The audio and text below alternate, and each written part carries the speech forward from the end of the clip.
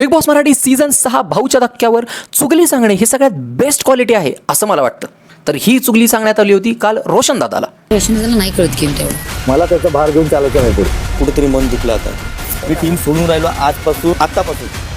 चुगली ऐकली, रोशन चिडला, रोशन बाहेर आले आणि भाऊचा धक्का संपल्यानंतर तो म्हणला की मी इंडिव्हिज्युअल खेळणार आहे, याच्याशी मला काही घेणं देणं नाही, आता मी टोळीतून बाहेर होत आहे आणि मी एकटा खेळणार आहे.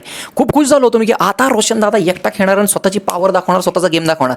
घंटा काही सुद्धा नाही, 10 मिनिटांना परत जाऊन त्या विशालला मिठी मारली त्यानं आणि त्यानं म्हणला की नाही मी ॲज अ प्लेअर म्हणून तुझ्याबरोबर खेळणार, ॲज अ टीम म्हणून खेळणार.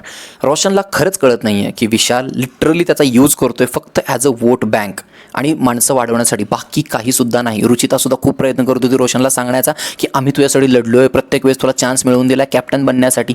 खरंच रुचिता तुम्ही खरंच हे मनापासून करताय रोशनसाठी? रोशनला अजूनही गेम कळत नाही. रोशन साधा भोळा भाबडा माणूस आहे आपला गावाकडचा. त्याला वाटतं की जो आपला मित्र आहे तो खरंच आपल्यासाठी चांगला विचार करतोय.